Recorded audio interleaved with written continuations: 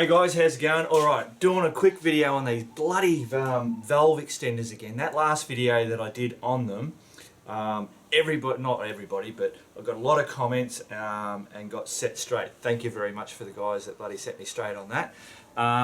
So I'm just going to quickly do a video on them and point out what not to do. I know on YouTube, a lot of people watch now on mobile devices. And so I've gone back on that other video and like made a correction saying don't remove the existing valve, leave it in there. But I know the annotations don't show up on mobile devices, so you don't get to see that. So I wanted to do this again, and then I can also put this video, attach it to the products that from what we sell, so people get a bit of an idea. Anyway, come down here, we'll have a quick look at that, and then I'll show you on the bike. So basically, what we have are a 90 degree. And we sell them in a twin pack. You've got your 135 degree, and then after trying to put it on the DR650, we realised that having the two different ones, so the 135 for the front and the 90 degree for the rear works. So we ended up doing a mixed pack. All right, so let's go over to the bike.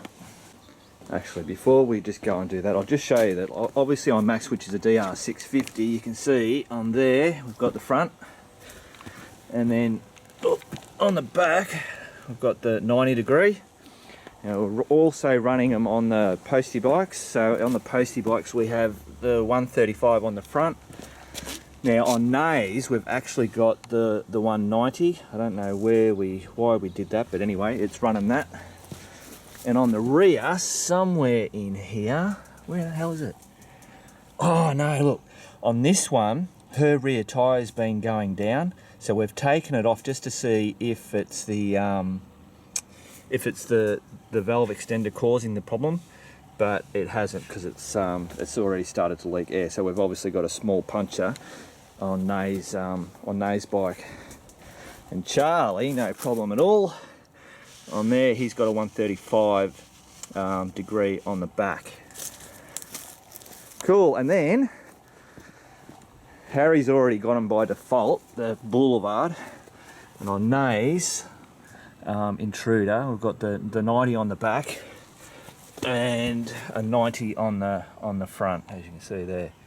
And they're holding up, no worries at all. All right, so let's go and have a bit of a play with them.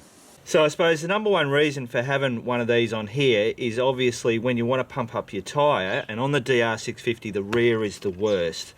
When you're at the servo and they have those long bar things, which are slowly being phased out by the look of most of the places have the flexi ones. But if you're trying to pump, you just can't get it in there. It doesn't matter which side you go, you have to actually go in between the spokes and down onto it. It's a real pain in the ass. So these just make the job so much bloody easier. We'll go over to the front one and I'll just start playing it because I think we've got too much bloody light shit going on here. Okay, so when I did this on the other video, I said to remove the existing core. There you go, you can see the air coming out. There you go, it's stopped now. Oh, come on. Was to remove the core valve out of there and then put this on, but the reason why not to do it, these are designed, I don't know if we can see that, yeah, you can see that there, that flat bit is designed to push on as you put that on, it pushes this one open, and then the core valve on this end is the one that actually does all the work. So you can use it without it or with it. But in the event that this was to actually come off or loosen off, having no valve in there means that the air is going to rush out quickly. So it would be like getting a puncture and your wheel just instantly going down. I don't think it would instantly go down, but close enough to it. So if you don't need to take it out, why take it out? The other problem that I showed was doing them up. I'll just put this on. You'll hear it go shh. There you go. I used pliers, so I was using these bloody pliers. Once I got it to finger tight, and then I was bloody going around and around and really hunkering it down. which is not the right thing to do, and everybody told me, a lot of people told me that too, which was really good. And obviously looking at this, it's designed to be just a finger.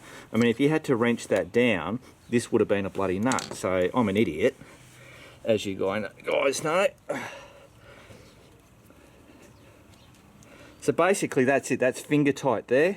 Now you do have a little bit of play like that, but that's all right, that's not a problem. And that's it, that's the bloody done deal.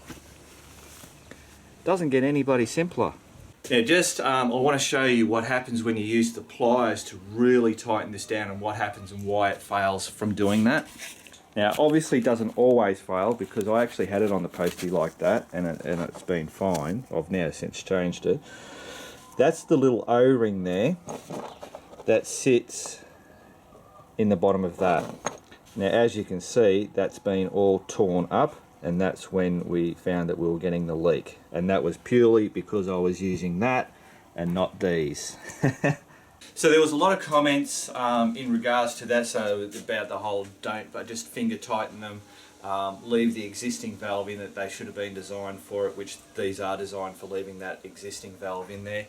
There was a lot of talk about, you know, rocks and mud and stuff like that when you're getting into the real deep stuff, especially on the DR650. Road bikes, I know you're not going to have a bloody problem. You know, that it could rip it and all that kind of stuff, but being that it's finger tight, and I've played around with this, you know, trying to knock it and stuff like that. You know, some people have said about, you know, having it more, you know, faced inwards. Well, the thing is, it has that bit of play in it, so if it was to get knocked, it should hopefully just spin, and it will only move so far, not that it's going to actually come off. But you know, there's always, you know, if it was to hit in a certain way, it could maybe, you know, rip that whole valve stem. I don't know. I've looked at trying to, you know, possibly putting zip ties around the spoke and that, but I just thought, if I'm going to go into places like that, I would remove them. It's just the whole thing, you know, keep it simple, stupid. The more things we put on our bikes means the more things that are going to go wrong. It's like when you go out and buy a washing machine, you buy the washing machine that has the least amount of buttons on it. It's as simple as that. So other people had actually said that they just carry that in their bloody pocket or in their tank bag, and then when they're at the servo and they're going to have an issue, they just grab that, as you saw, wind it on, pump her up, take it off, you're all good to go. So that was a really good idea too. So I suppose, you know, I took the DR650 on the ramble just last weekend, and that was like 300 k's, just, you know, all through the back tracks and all that kind of stuff. Not a problem, tyres didn't go down, nothing got busted. Granted, you know, we weren't doing big mutts. We did a big mutt, mutt. What am I saying? Mud trails or anything like that. We did a river crossing. It did that. So I think, you know, it shouldn't be too bad. There's always going to be exceptions to the rule. All right, guys. I think that's it.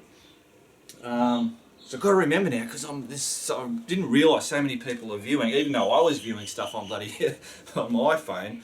That whole annotation, you can't go back and put an annotation in to correct something or something that you missed, and then people on mobiles just doesn't see it. It's only if you're on a computer. So that's why I've had to redo this. All right, guys. That's it. Keep on riding.